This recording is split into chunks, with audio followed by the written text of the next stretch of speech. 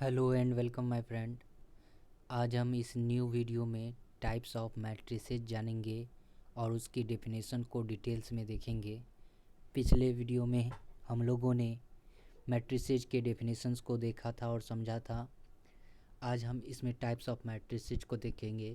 तो आइए चलते हैं पहले टाइप्स ऑफ मैट्रिसेस में। हमारा पहला टाइप है मैट्रिक्स का rectangular matrix. Rectangular matrix basically क्या होता है देखते हैं इसके डेफिनेशंस को। If the number of rows is not equal to the number of column the matrix is said to be rectangular. तो पिछले वीडियो में मैंने आपको बताया था रो किसे कहते हैं। किसी भी मैट्रिक्स के हॉरिजॉन्टल लाइन को रो कहते हैं और वर्टिकल लाइंस को कॉलम कहते हैं। जब भी मैट्रिक्स में हमारा रो कॉलम के बराबर ना हो, यानी रो कॉलम आपस में बराबर ना हो, तो हम उस मैट्रिक्स को रेक्टेंगुलर मैट्रिक्स कहते हैं। जैसे कि फॉर एग्जांपल आप देख सकते हैं कि अगर किसी मैट्रिक्स में हम देख रहे हैं 3 कॉलम है और उस मैट्रिक्स में हमारा 2 ही रो है। इस मैट्रिक्स में आप देख सकते हैं कि हमारे पास 1 और 2 रो हैं और 1 2 3 कॉलम है और इसकी ऑर्डर हमारा हो गया 2/3 का, जहाँ की हमारा रो में कॉलम के इक्वल नहीं है।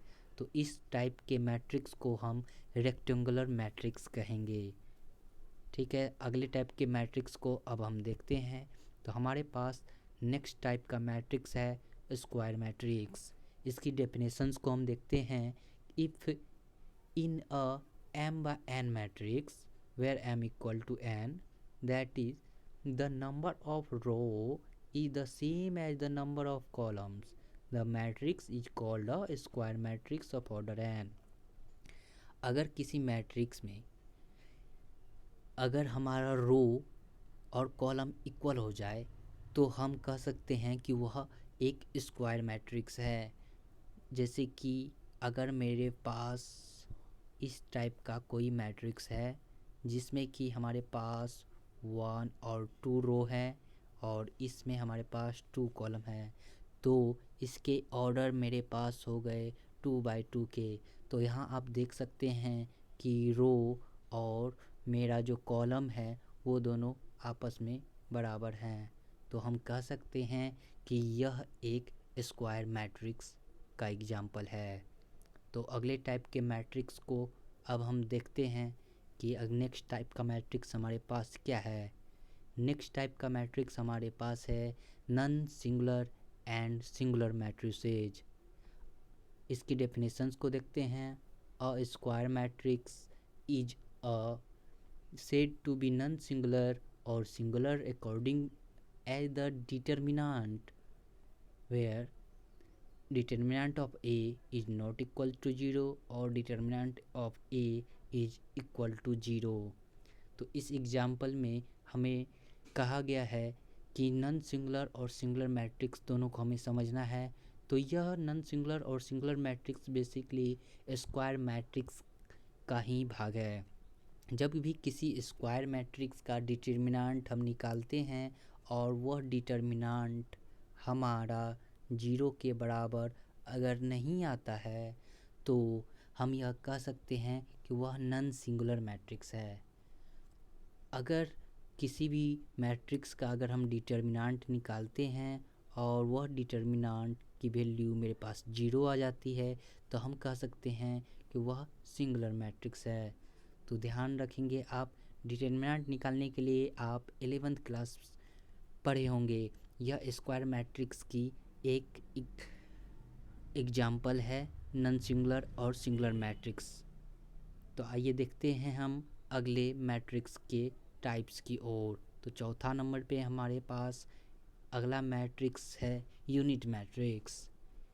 इसकी डेफिनेशंस है a square matrix each of whose diagonal elements is 1 and each of whose non-diagonal elements is equal to 0 is called a unit matrix is denoted by I।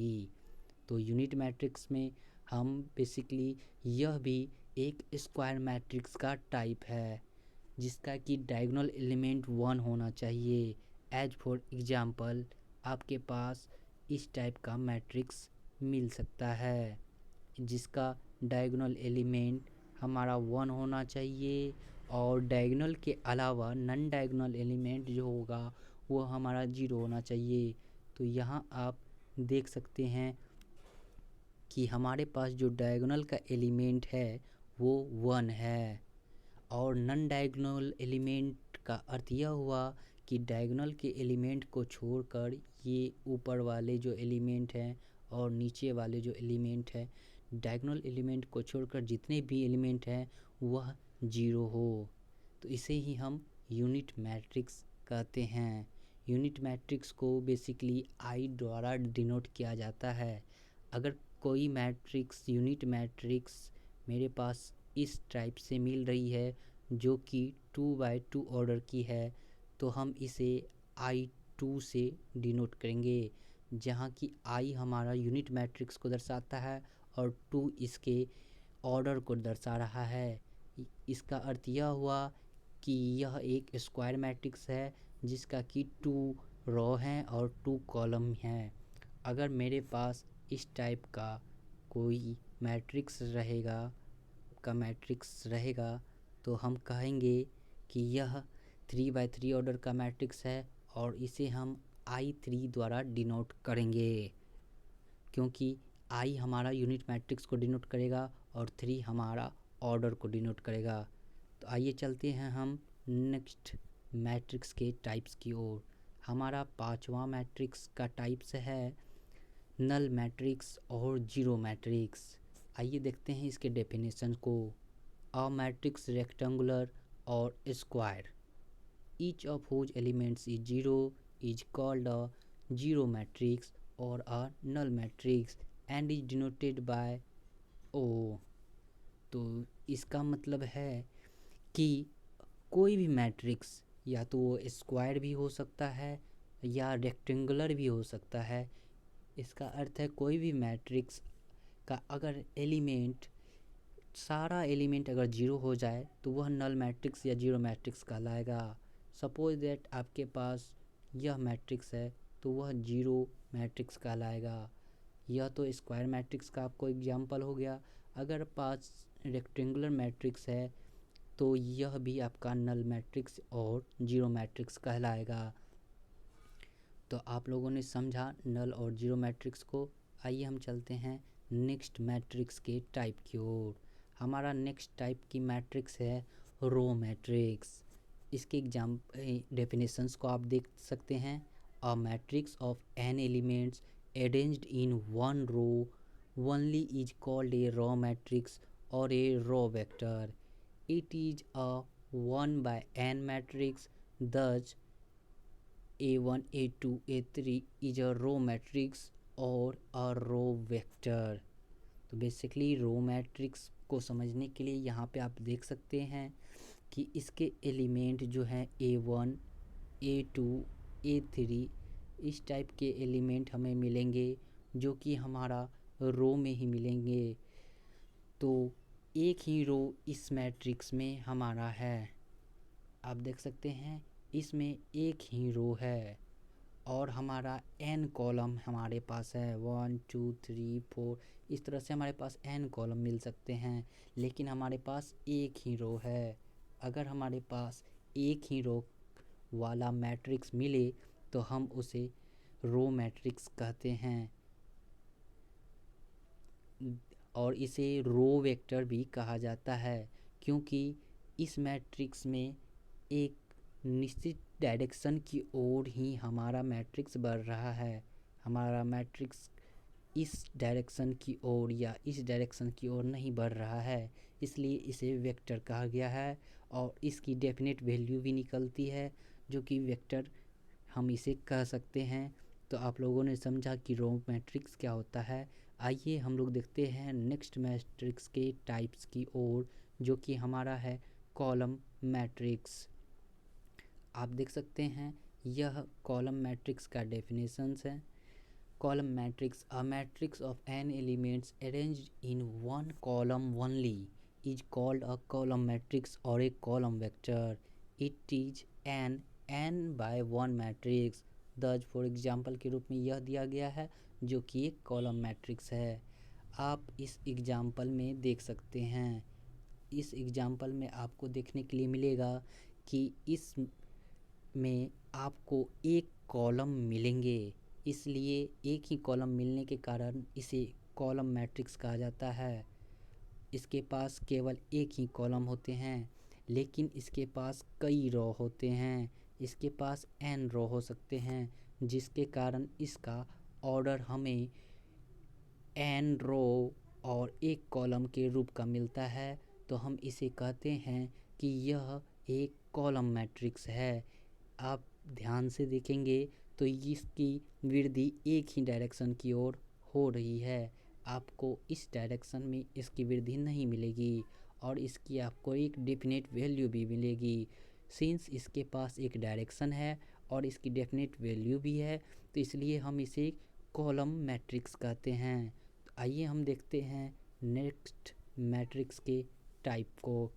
तो नेक्स्ट टाइप ऑफ मैट्रिक्स हमारा है diagonal matrix. आप देख सकते हैं यह matrix का definition है, a square matrix whose all elements except the diagonal elements are zero, that means aij equal to 0 for all I equal to not j is called a diagonal matrix. For example, आप example के तौर में ये देख सकते हैं जो कि एक डायगोनल मैट्रिक्स है। तो इसमें बेसिकली क्या कहा गया है हम देखते हैं इस एग्जाम्पल को देखकर। तो आप यह देख सकते हैं कि इसमें इस मैट्रिक्स में यह डायगोनल का एलिमेंट आप देख सकते हैं। डायगोनल का एलिमेंट हमारे पास कुछ ना कुछ मिल रहा है और डायगोनल के अलावा जो हमारे पास एलिमेंट्स मिल रहे हैं वो हमारे पास जीरो हैं। इससे पहले आप लोगों ने यूनिट मैट्रिक्स में देखा था, वहाँ पे डायगोनल के एलिमेंट अगर हमारे पास 1 रहता था तो 1 ही हमें मिल रहा था। तो वो यूनिट मैट्रिक्स का एग्जाम्पल था। लेकिन इस मैट्रिक्स में, डायगोनल मैट्रिक्स में, आपको डायगोनल का एलिमेंट देख सकते हैं, नॉन डायगोनल का एलिमेंट 0 मिल रहा है, लेकिन डायगोनल का एलिमेंट आपको अलग मिल रहे हैं। तो इसका नॉन डायगोनल का एलिमेंट 0 मिलेंगे और डायगोनल का एलिमेंट आपको कुछ भी मिल सकता है। इस टाइप के मैट्रिक्स को आप डायगोनल मैट्रिक्स कह सकते हैं। चलिए हम चलते हैं नेक्स्ट टाइप ऑफ मैट्रिक्स की ओर। तो नेक्स्ट टाइप ऑफ मैट्रिक्स हमारा है स्केलर मैट्रिक्स। इसकी डेफिनेशंस को हम देखते हैं। A diagonal matrix is said to be a scalar matrix if the diagonal elements are equal. अब डायगोनल एलिमेंट अगर हमारा इक्वल हो जाए, एज फॉर एग्जाम्पल आप इस एग्जाम्पल में देख सकते हैं। आपको इस एग्जाम्पल में देखने के लिए मिल जाएगा कि हमारे पास जो डायगोनल के एलिमेंट हैं वो हमारा इक्वल है। अगर हमारे पास 2 है तो हमारे पास 2 ही आ रहे हैं और नॉन डायगोनल एलिमेंट तो 0 हैं ही। तो आप लोग अंतर समझ गए होंगे इन सब के बीच कि स्केलर मैट्रिक्स और डायगोनल मैट्रिक्स और यूनिट मैट्रिक्स में क्या अंतर होता है। तो यूनिट मैट्रिक्स में 1 1 1 ही आते हैं हमारे डायगोनल के एलिमेंट में, उसके अलावा सभी जगह हमारा 0 आता है। जबकि हमारा जो डायगोनल मैट्रिक्स था उसके जो डायगोनल के एलिमेंट थे वो इक्वल हो ऐसा ज़रूरी नहीं होता था। लेकिन स्केलर मैट्रिक्स जो कि मैं अभी बता रहा हूँ, आप देख सकते हैं इसके सारे एलिमेंट्स इक्वल हैं डायगोनल के और अदर एलिमेंट 0 हैं। इस टाइप के मैट्रिक्स को हम स्केलर मैट्रिक्स कह सकते हैं। तो आपने इस स्केलर मैट्रिक्स को समझ लिया होगा। तो आइए हम चलते हैं नेक्स्ट टाइप ऑफ मैट्रिक्स की ओर। हमारा नेक्स्ट टाइप ऑफ मैट्रिक्स है अपर ट्रायंगुलर मैट्रिक्स। इस मैट्रिक्स से पहले आप लोग जान ले कि एक ट्रायंगुलर मैट्रिक्स होता है। ट्रायंगुलर मैट्रिक्स के दो पार्ट है, एक होते हैं अपर ट्रायंगुलर मैट्रिक्स और दूसरा हमारे पास लोअर ट्रायंगुलर मैट्रिक्स होता है। दोनों को हम बारी बारी से जानते हैं। सबसे पहले अपर ट्रायंगुलर मैट्रिक्स के डेफिनेशंस को हम लोग देखते हैं। इसके डेफिनेशंस को देखते हैं कि इसमें क्या कहा गया है। अपर ट्रायंगुलर मैट्रिक्स अ स्क्वायर मैट्रिक्स। सबसे पहले अगर आपको कोई ट्रायंगुलर मैट्रिक्स होंगे तो वो एक स्क्वायर मैट्रिक्स होना ज़रूरी है। तो a square matrix equal to AIJ के फॉर्म का is called an upper triangular matrix if all the element below the principal diagonal are zero. Principal diagonal या डायगोनल आपको बताया गया है।